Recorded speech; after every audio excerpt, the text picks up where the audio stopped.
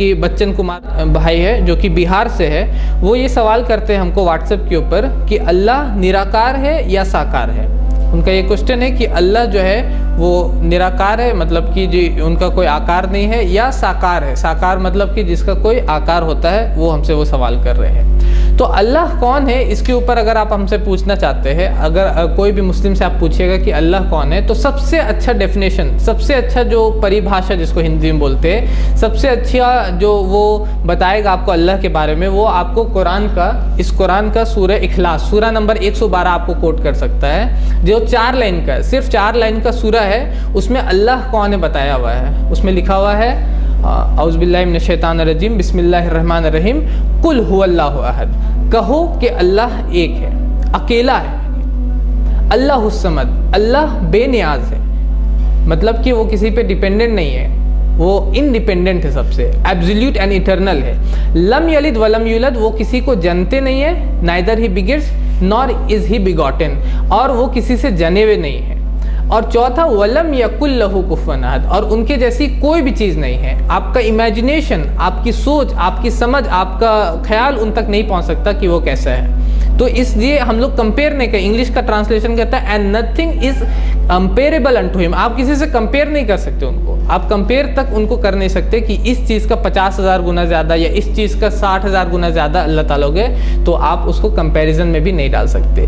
तो अगर आप हमसे ये सवाल कर रहे हैं कि अल्लाह साकार है या अल्लाह निराकार है, तो जाहिर सी बात है कि अगर साकार आप जो भी आकार समझते हैं, तो आप सोच नहीं सकते कि अल्लाह ताला कैसे है। अगर आप निराकार का मतलब सोचते हैं कि अल्लाह ताला ये लाइट के जैसा होगा, फिर आप लाइट से कंपेयर कर दिए उनको, या हवा से कंपेयर कर दिए, तो वो भी अल्लाह ताला नहीं। आप nothing is comparable unto him, आप उनको कंपेयर नहीं कर सकते। और यही और स्क्रिप्चर्स अगर आप दूसरे धर्म ग्रंथ भी पढ़िएगा, जैसे कि बच्चन कुमार भाई जो ये सवाल कर रहे हैं, अगर आप छंदोगी उपनिषद पढ़िएगा तो उसमें आपको लिखा हुआ मिलेगा, chapter number 6 section number 2 verse number 1 में, एकम एव द्वितीयम, एक ही ईश्वर है, दूसरा नहीं है। उसी तरह लिखा हुआ श्वेतासूत्र उपनिषद चैप्टर नंबर 4 वर्स नंबर 19 में के नातस्य प्रतिमा अस्ति, उस ईश्वर की कोई प्रतिमा नहीं है। लिखा है यजुर्वेद में 32वां अध्याय का 3रा श्लोक में नातस्य प्रतिमा अस्ति, उस ईश्वर की कोई भी प्रतिमा नहीं, कोई भी अक्ष नहीं, कोई भी इमेज नहीं, कोई भी आइडल नहीं। उसी तरह लिखा है यजुर्वेद में अध्याय नंबर 40 श्लोक नंबर 9 में अंधात्मा प्रविशन्ति या असंभूति उपासते, वो लोग अंधेरे में प्रवेश करे जो असंभूति यानी कि नेचुरल थिंग्स, प्राकृतिक चीज़ों की पूजा करते हैं, और उससे ज़्यादा अंधेरे में वो जा रहे हैं जो संभूति यानी कि बना के चीज़ों को पूजा करते हैं। मैं रेखा व्यास का तर्जुमा पढ़ रहा था। रेखा व्यास एक ट्रांसलेटर है वेद की, जिसका ट्रांसलेशन आपको अमेजोन पे भी मिलेगा।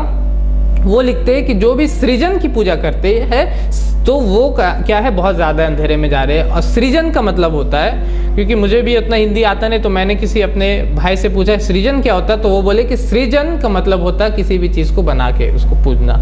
अगर आप बाइबल पढ़िएगा तो बाइबल में भी यही मैसेज आपको मिलेगा, डिटोरॉनमी चैप्टर नंबर 6 वर्स नंबर 4 में, कि शमा इज़राइलियो एडोनाई इलाहैनो अदनाई खद, सुनो इसराइल हमारा प्रभु एक ही प्रभु है। मूसा कहते हैं बाइबल में। उसी तरह जीसस क्राइस्ट भी बोलते हैं, Mark gospel of Mark chapter number 12 verse number 29 में वही चीज, समा इज़राइलियो एडोनाई इलाहैनो अदनाई खद, सुनो इसराइल हमारा प्रभु एक ही प्रभु है। Hear Israel the Lord our God the Lord is one.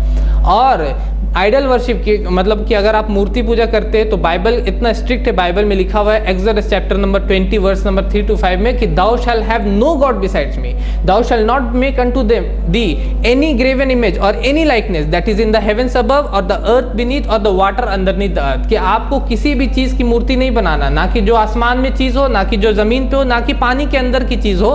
Thou shall not serve them not bow down to them, कि आपको उनकी पूजा नहीं करना है उस चीज़ों को बना करके, ना ही उनके सामने झुकना है।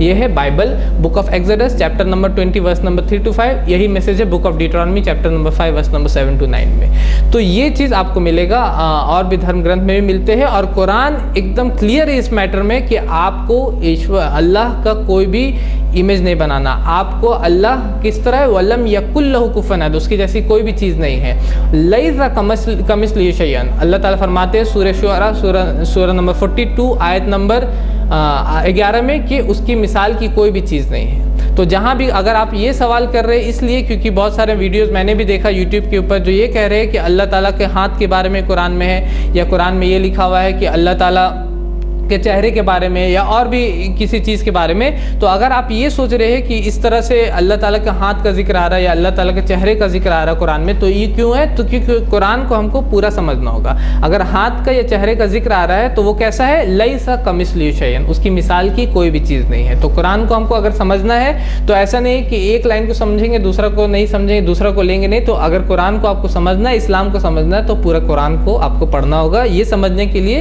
कि अल्लाह किसी के जैसे नहीं है। और अल्लाह, जब हम लोग बोलते हैं कि अल्लाह का कोई मिसाल नहीं है, साकार और निराकार को छोड़ करके हम लोग कहते हैं कि अल्लाह की कोई मिसाल नहीं है और अल्लाह जैसा कोई भी नहीं है। हमारे चैनल IRPC इंडिया को सब्सक्राइब करें और बेल बटन पे क्लिक करें ताकि हमारा सारा वीडियो आप तक ज़रूर पहुँचे।